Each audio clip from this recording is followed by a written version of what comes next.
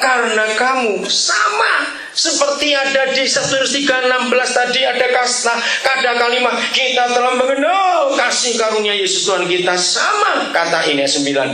Karena kamu telah mengenal apanya Tuhan Yesus, kasih karunia-Nya. Apa itu? Bahwa yang bagaimana? Yang oleh karena kamu menjadi miskin. Siapa kamu di sini? Loh, ayo, siapa kamu di sini?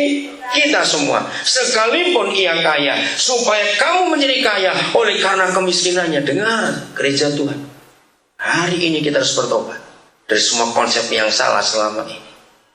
Ayat ini ternyata menggunakan tenses present continuous tense. Jadi artinya apa? Loh, apa artinya kalau present continuous tense? Terus menerus terjadi. Mari kita teliti kebenaran ini. Menurut saudara, dari ayat ini Yesus pernah jadi miskin tidak? Ayo, saudara, aku pernah jadi miskin tidak? Pernah. Oh, pernah kok tidak? Pernah ini hanya jadi miskin kok gara-gara ketemu kita. Pertanyaan berikut, apakah dia miskin terus? Tidak. Tapi karena ini present continuous tense, dengarkan gereja, ini yang dipakai oleh gereja-gereja di Makedonia. Maafkan, saya cuma cerita. Saya sudah hidup dengan ayat ini lebih dari 30 tahun, saudara, dan tetap berlaku sampai hari ini. Ini luar biasa. Saya sudah 30 tahun lebih pelayanan kemana saja, bukan cuma di Indonesia, ke luar negeri. Saya nggak pernah sibuk dengan uang tiket. Gereja semua yang ngundang saya, nggak pernah saya tanyain kirim uang tiket dulu, tidak. Saya lihat waktu UX mendatang, maaf saya cuma cerita, sudah 2 kali mereka ke Eropa, sekali ke Amerika, 2-3 kali ke Australia. Dan kalau kami keliling di Indonesia, maaf, itu semua saya bayar tiket itu. Saya nggak pernah takut kekurangan dalam hidup. Prinsip saya mau jadi berkat. Begitu kalau saya keliling ke desa-desa, ke pedalaman-pedalaman, para pendeta itu senang.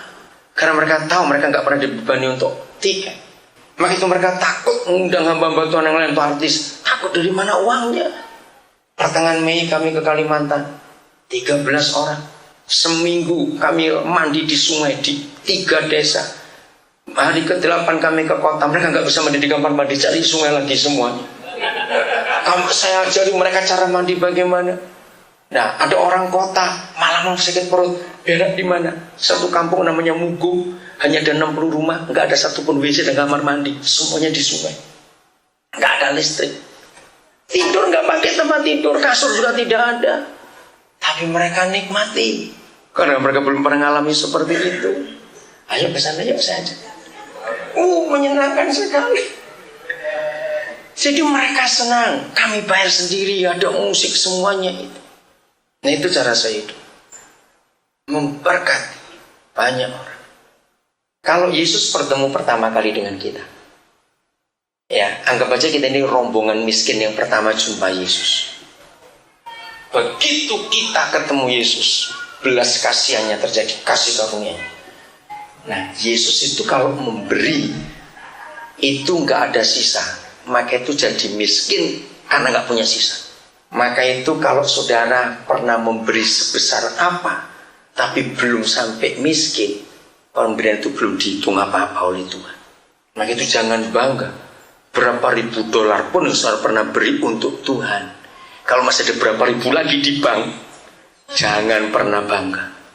Ini Kristen, saudara, memberi sampai miskin. Lalu kita jadi kaya, cuma Yesus jadi miskin. Nah, karena dia Tuhan, dia nggak akan miskin terus. Nggak lama kemudian dia jadi apa lagi? Ayo, cepat jawaban. Jadi kaya lagi. Baru kaya sebentar, rombongan miskin kedua datang lagi. Dia buat apa? Loh, cepetan.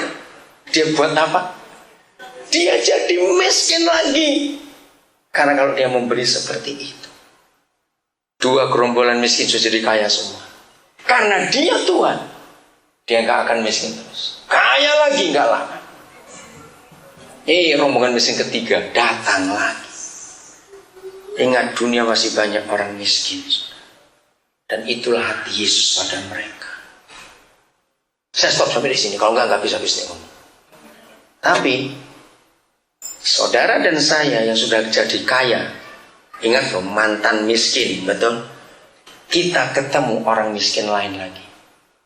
1 Yohanes 3:16 jadi di sini. Jadi kalau kita ketemu orang miskin lagi, kita ngapain? Pura-pura lupa, was. Loh, ayo cepat.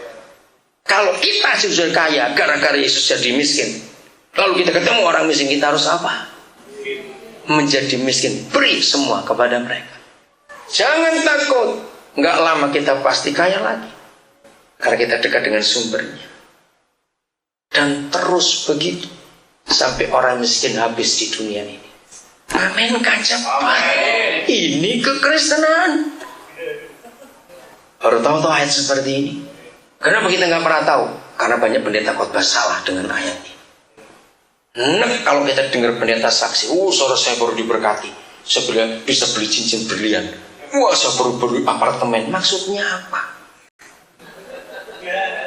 Betul nggak? Maksudnya apa? Itu bukan kesaksian, itu nyakitin hati orang itu. Lo betul nggak? Enggak.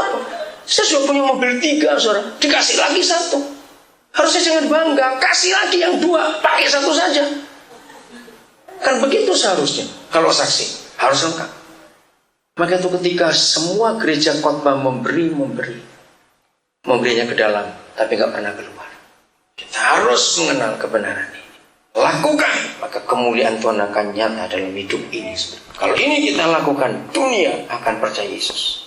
Dahsyat sekali. Maka firman Tuhan akan sampai kemana-mana. Roh Kudus menolong kita untuk kita jadi pelaku-pelaku firman yang sesuai